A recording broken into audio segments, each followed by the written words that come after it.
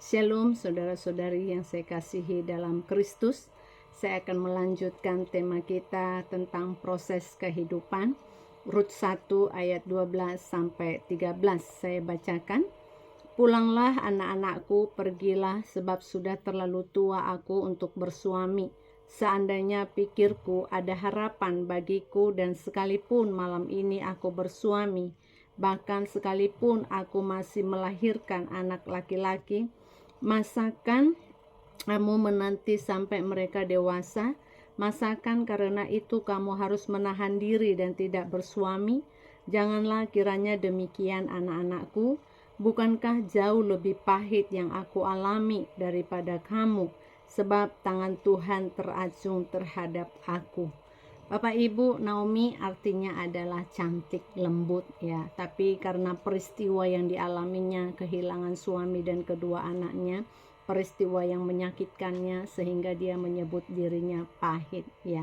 Apa yang terjadi ketika situasi Naomi berubah? Yang pertama, Naomi melihat di dalam dirinya tidak ada lagi harapan.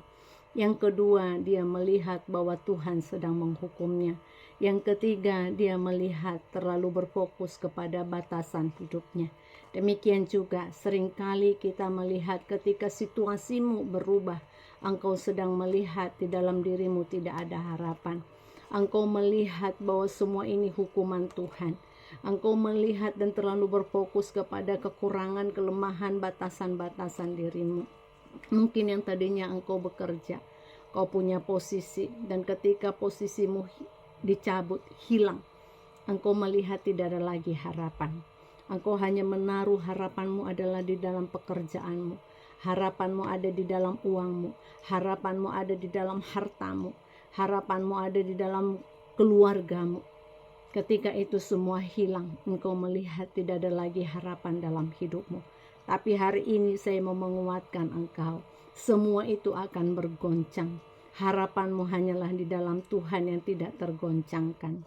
Ya, jadi sama seperti Naomi ya, yang dia melihat bahwa tidak ada lagi harapan dalam hidupnya. Dia tidak bisa lagi melahirkan anak yang langsung bisa besar, yang bisa untuk menggantikan kedua anaknya.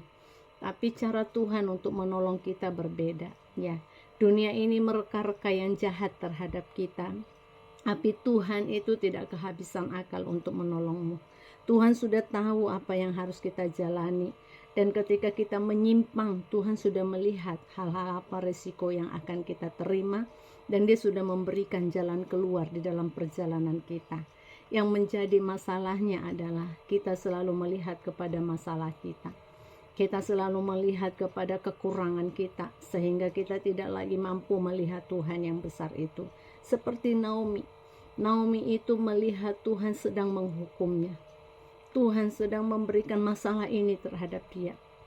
Tuhan tidak sedang memberikan masalah kepada setiap kita. Tapi rancangan Tuhan rancangan yang indah.